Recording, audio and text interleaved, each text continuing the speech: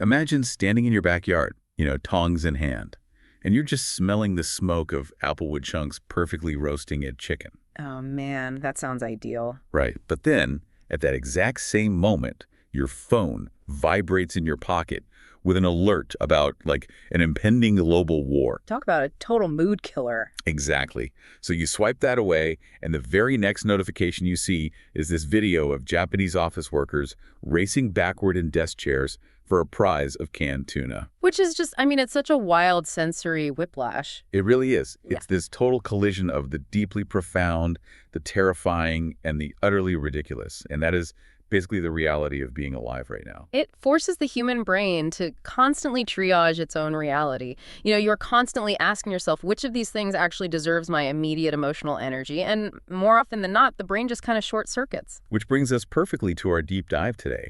We are looking at a really fascinating piece of source material that captures this exact short circuit. Yeah, it's a great source. It's an audio transcript from a comedy radio show called Past Week, Next Week, and it's dated April 26, 2026.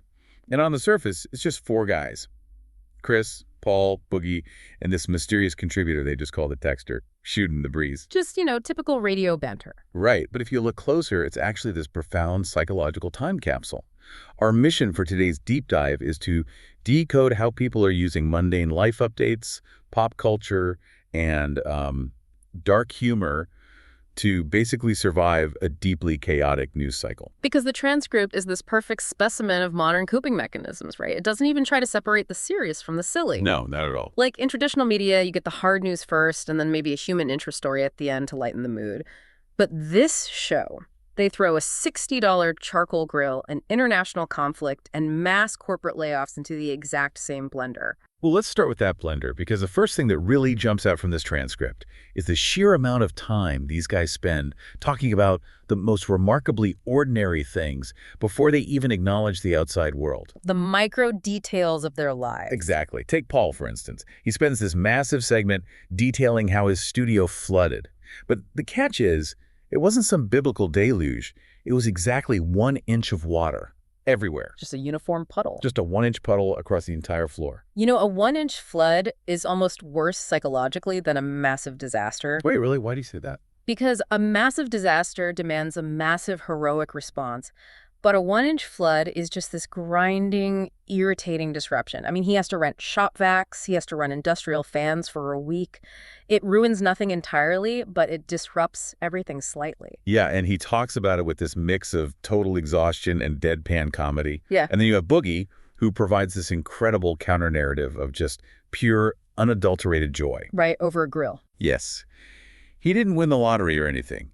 He went to Walmart, bought a $60 basic model charcoal grill, and just decided to go old school. I love how specific he gets about it, too. Oh, he's raving on air about the specific tactile sensation of cooking chicken with applewood chunks. He argues it's the perfect middle ground between the laziness of a gas grill and the heavy commitment of a full smoker. Notice the granularity of what he's describing there, though. He's not just saying, oh, I had a good weekend. Right. He's actively anchoring himself to the physical world, the smell of the applewood, the specific $60 price of the grill, the mechanics of managing the heat. He's totally obsessed with the details. And Chris does the exact same thing, but in a totally different context. Oh, the charity event. Yeah, so Chris tells this story about going to a charity event called Bra Couture, which raises money for breast cancer survivors. It's a highly emotional setting, people are crying, the stakes are very real. But Chris ends up at the silent auction. Right. He decides he wants to establish himself as a high roller, basically just to look cool in front of the crowd. So he throws out this wild starting bid of $2,000 for a European vacation package. Assuming naturally that someone will instantly outbid him and he can just walk away looking like a philanthropist without actually spending any of his money. Exactly. But nobody bids. He completely blows his personal budget in 1 second. He has to tap out immediately, and he ends up walking away from the event with a $250 bottle of Blanton's bourbon, just utterly defeated by his own ego. It's so funny, but it's this incredibly vulnerable, relatable story about trying to manage your own status in a room and failing hilariously. Think about your own life or your own group chats with friends. If you were listening to this right now, how often do you find yourself dissecting some microscopic social interaction or a minor purchase? and treating it with the gravity of a UN summit. Oh, all the time. Every day. And then there's the family news. Paul announces that his niece Madeline got engaged. But again, it's all about the hyper-specific details. Right, the fiancé's elaborate plan. Yeah, her boyfriend Matt apparently ran a half marathon just to impress her, and then engineered this massive surprise party with the whole family hiding in a basement. And they spend so much airtime analyzing Matt's marathon strategy and the logistics of hiding relatives. It's deeply personal stuff. It is. But here's where I kind of have to challenge this whole dynamic. When you look at the state of the world in 2026, is spending 20 minutes talking about a cheap charcoal grill and a basement engagement party just, I don't know, sticking your head in the sand. You mean, are they just using the mundane to actively avoid the reality of a world that feels like it's falling apart? Yeah. Is this just avoidance? It's a completely fair question, but framing it as avoidance sort of misunderstands how the human nervous system actually works. Okay, how so? Well, when the macro environment, the global economy, international relations, the climate, when all of that feels entirely outside of your influence, your brain experiences a profound loss of agency. You feel helpless. Exactly. You cannot stop inflation. You cannot stop a war. But what can you control? You can control the temperature of the charcoal. You can control being physically present in a basement to yell, "Surprise!" for your niece. Oh, wow. I see what you mean. This isn't avoidance. It is active psychological anchoring. It is a desperately needed reminder of the scale at which human beings actually evolve to operate. Because we evolved to care about the tribe, the village, and the fire, not the entire globe all at once. Precisely. The mundane isn't a distraction from reality. It is the only manageable reality we have left. I buy that. I really do. But the transcript shows that when they aren't finding comfort in their immediate physical surroundings, they're trying to find it in a completely different time period altogether. Oh, the nostalgia segments, yes. Yeah, the show heavily relies on cultural nostalgia as an escape hatch. It's temporal control. If you can't control the space around you, you try to retreat to a time that is already finished. Right. Like, they get deep into a discussion about a new Michael Jackson biopic.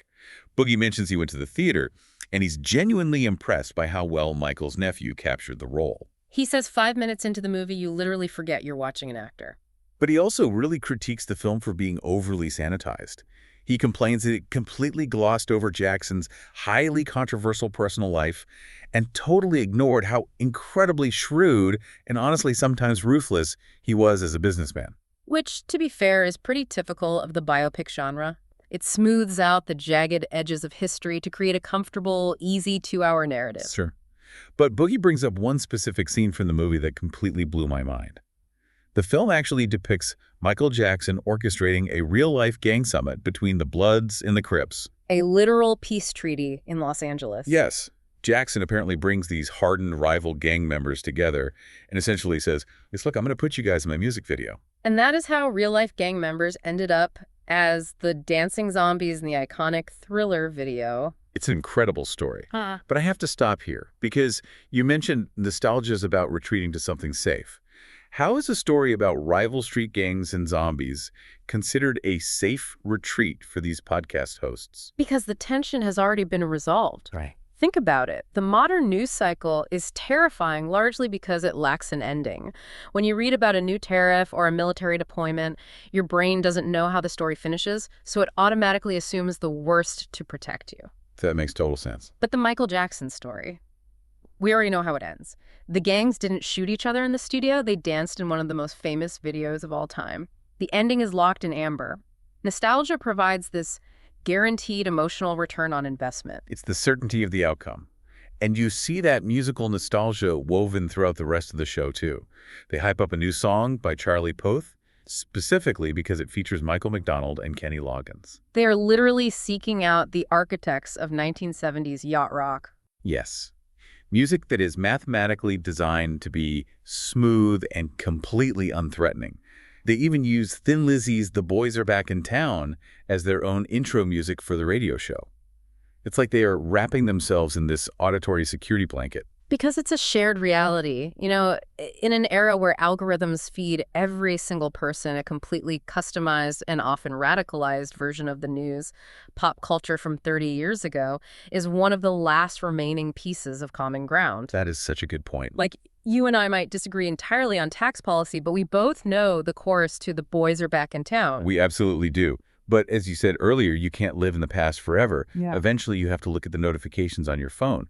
And this is where our source transcript takes a massive, really jarring pivot. Yeah, hold on tight for this transition. We move from Applewood Chicken and Yacht Rock straight into heavy, chaotic political commentary. And the transition in the transcript is almost giving the listener whiplash, which perfectly mirrors how we all consume information online. Now, I want to pause here and make something very clear for you listening.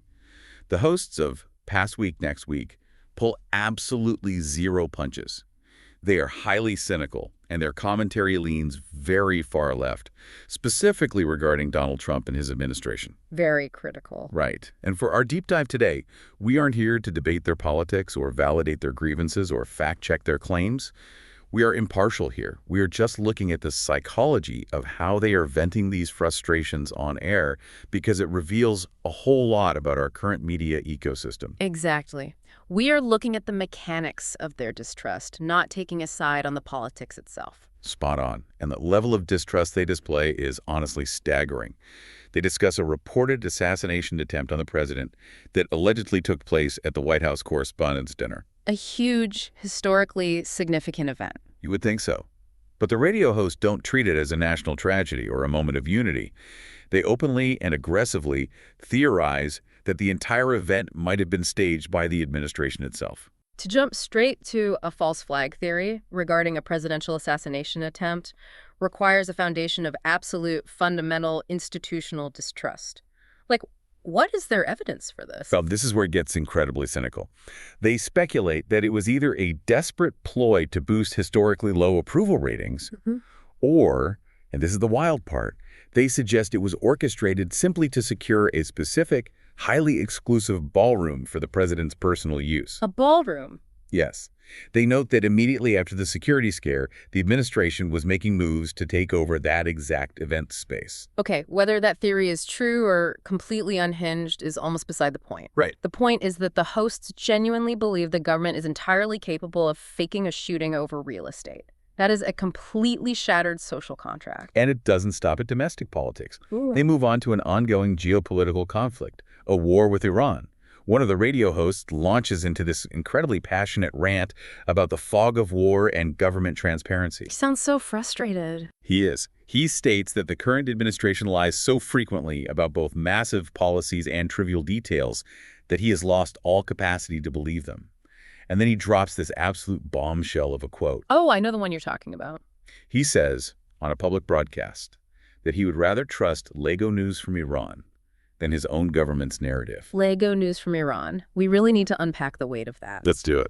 He is explicitly stating that he views foreign state propaganda, which is likely pieced together or artificially generated, hence Lego news, as a more reliable metric of reality than the press briefings from his own capital. I really struggle with this part, honestly, because my instinct is to push back and say, isn't this just intellectual laziness? How so? Well, isn't blanket cynicism just a convenient excuse to stop caring and avoid the hard work of actually parsing the news? Like, if you say everyone is lying, you basically give yourself permission to check out. It can definitely look like laziness from the outside, but psychologically, it operates as a heavy suit of armor. Yeah, think about what happens when you invest your trust in an institution and that institution betrays you.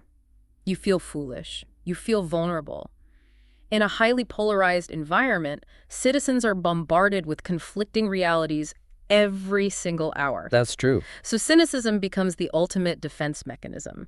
If you start with the baseline assumption that everything is a grift, a lie, or a staged event for a ballroom, then nobody can ever play you for a fool. Oh, I see. You never have to experience the pain of misplaced trust because you simply refuse to issue any trust in the first place. It's defensive pessimism. Yeah. You can't be disappointed if you expect the absolute worst. Exactly. And you see this exact mechanism play out when they discuss the economy. They have this fiery segment blaming the administration's new tariffs for a massive spike in inflation. But they don't just blame the politicians, they actually turn their frustration on the voters themselves. Yeah, they go after the electorate. They criticize people who complain endlessly about the price of gas and groceries, arguing that these same voters willfully ignore deeper systemic issues of race and class warfare. The hosts make this argument that rural, suburban, and urban poor populations actually face the exact same economic struggles against the ultra-wealthy, but they are purposefully kept divided by cultural and racial wedge issues. They are attempting to diagnose the structural rot rather than just complaining about the symptoms at the grocery store. But again, it's laced with that profound exhaustion. The exhaustion really peaks when they discuss a viral AI-generated image. It's a picture depicting the president as Jesus Christ. Oh, they were not happy about that. The radio hosts are absolutely furious. They view it as the ultimate hypocrisy of Christian nationalism, but they don't just mock it. They actually use scripture to fight back. Which is a huge pivot for a comedy show. Right.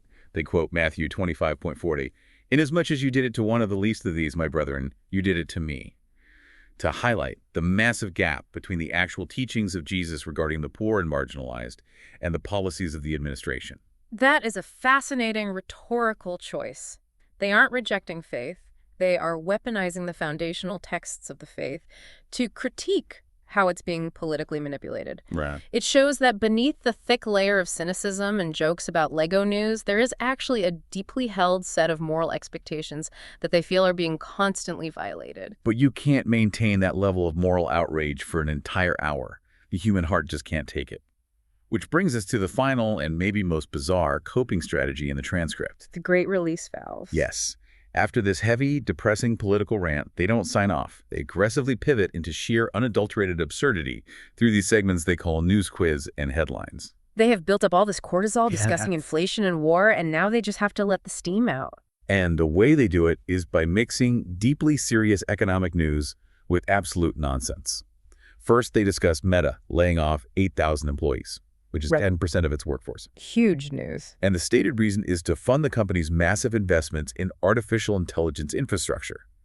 That is a terrifying story about real human beings losing their livelihoods to automation. It's a bellwether for the entire global economy, really. Right. And immediately following that, they dive into political gossip. They talk about Kash Patel reportedly suing The Atlantic magazine over claims of excessive drinking.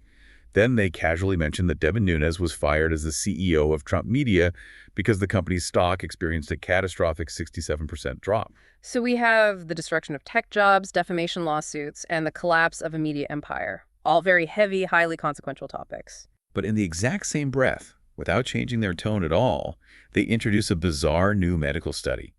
They cite research from the Huntsman Cancer Institute suggesting that sitting for multiple tattoo sessions might actually trigger an immune response that lowers the risk of melanoma, the deadliest form of skin cancer. Which sounds completely counterintuitive, but it's weirdly optimistic. It's totally weird.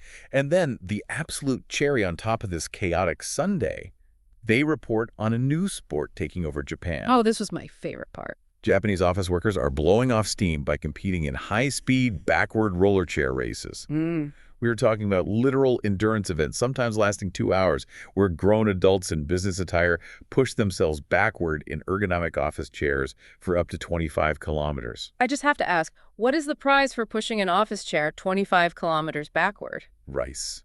The winners earn high-quality rice or premium canned tuna. It's designed as a deeply silly physical break from Japan's notoriously demanding high-stress work culture. Okay, if we step back and look at the architecture of this broadcast, sandwiching a life-altering meta layoff between a political defamation suit, a tattoo cancer study, and a Japanese office chair race, this is not an accident. You don't think so? No, this is a highly evolved, deliberate coping strategy. It does something vital.